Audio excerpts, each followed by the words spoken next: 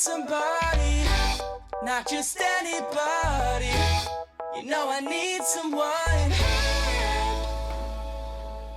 When I was younger, so much younger than today, I never needed anybody's help in any way.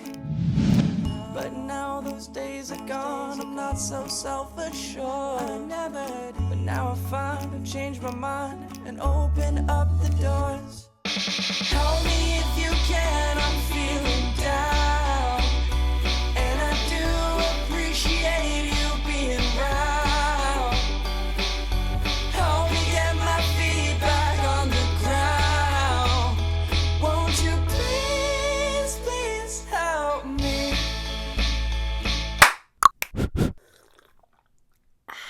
Hey everyone, I'm Ash, if you weren't aware. This is me, I'm 27, and this is my spouse, Grayson. We met almost 6 years ago on Tinder. I know, how millennial, right? And since then, we've embarked on countless adventures together, many of them involving drastic self-life, body, and identity changes. We built a home, found some fur babies, traveled the world, cut all my hair off, kicked depression in the butt a couple times, got married, purchased a house, each came out to each other and the world as trans, started social and medical transitions together, got through good times, got through hard times, and everything in between. You know, let's just roll a montage.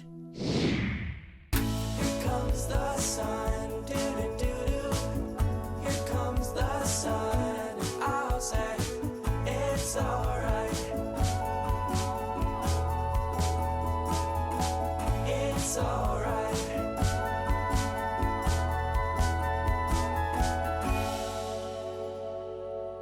And through it all, I have learned that Grayson is basically perfect. Or at least pretty close. They are kind, compassionate, supportive, hecka fun, super goofy, and will make a wonderful mom. Which is something they have wanted to be for a while now. I, on the other hand, have always hypothetically wanted children, and have forever pictured my future with kiddos, but for the longest time, I was terrified to really, actually, not just hypothetically, beyond our imaginations, take that next step in our journey. Until recently, I was not ready. Which is totally okay, we're not all always ready. That's like a normal thing. Sometimes you have to get ready, and before you're ready, you're not ready. It's a natural progression to readiness, but still the reason for my hesitancy is a bit to unpack. So here is my best friend interviewing me to try and explain why I felt this way.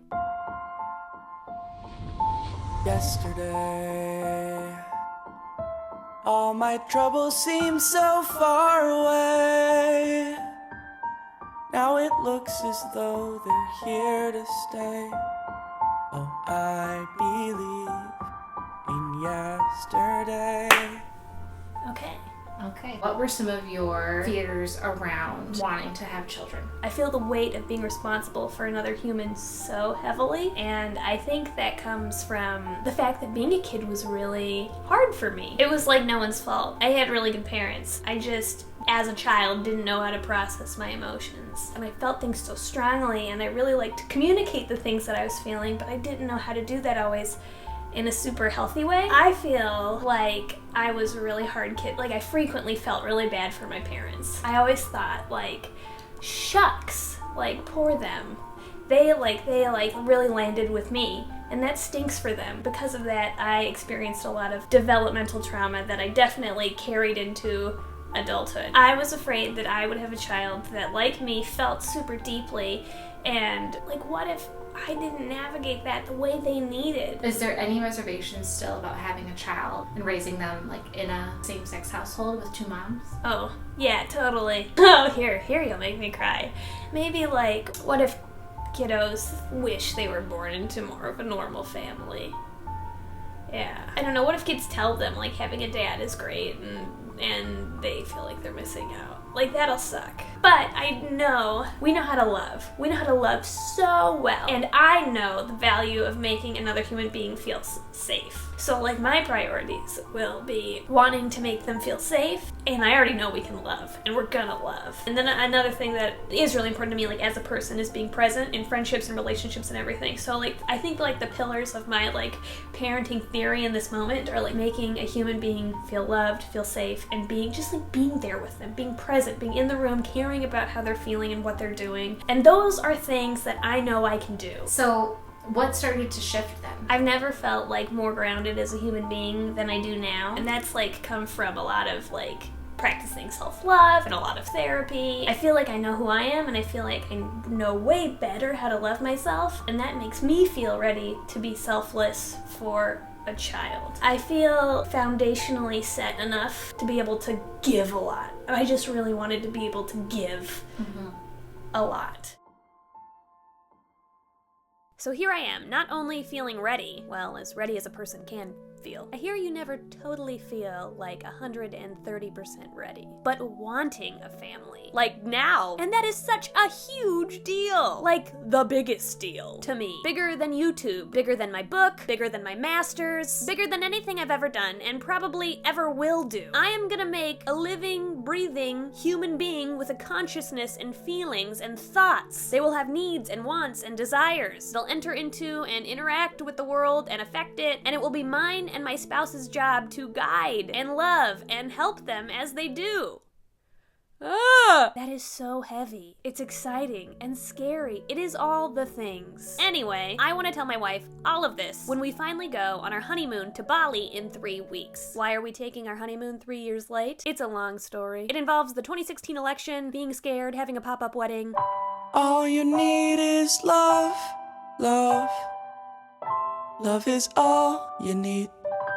And not having the funds at the time to go on a big trip. Blah, blah, blah. So what's my plan? Grayson and I have established that when I give them key lime pie and a card, it officially means that I am ready for a family. This is also a long story. I don't feel like getting into it. But just know that they know that pie means babies. I didn't want to make it too obvious though. So instead of an actual baked pie, over the course of our vacation, I'm going to give them a series of gifts. First, a key necklace. Second, this cute Stranger Things pin.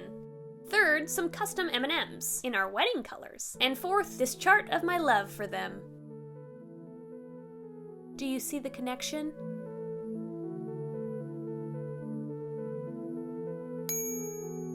We'll see if Grayson figures it out. All right, that's about it for now. Time to go to Bali, I guess. Ooh, I need your love, babe. Yes, you know it's true. Hope you need my love, babe, just like I need you.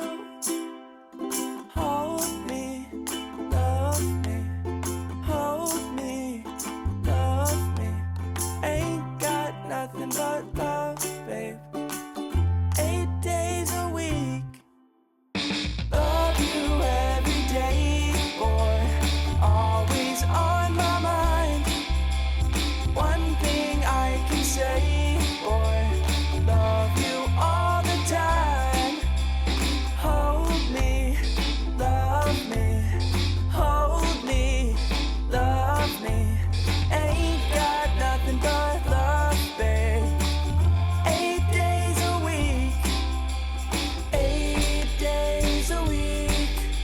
I love you. Okay, Gwen. Yeah. What are the presents you got? Okay, I got this key. I got a pin that is a waffle with a Christmas lights that says "Friends Don't Lie." I got M&Ms that were in our wedding colors, and then I got this cute canvas. It's a riddle. Yeah, can you put them together? Pick, like one main word for all of them. Key, There you go. pin, Nope. waffle, Nope. lie. Yeah. Okay, key, lie, key lime pie. Yeah. Wait, what? No. You want a card? No. No, no, no, no, no. No. Yeah. I've been thinking about it a lot lately. Like a lot. Wait.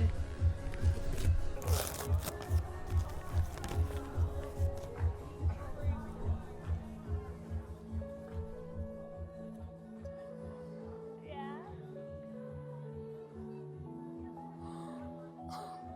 Oh, Mama. Okay, I'm gonna stop recording. So what? It's like an hour or 45 minutes later? Yeah, about an hour, I would say. And how are you feeling? Overwhelmed, incredibly happy, a little terrified, and so in love.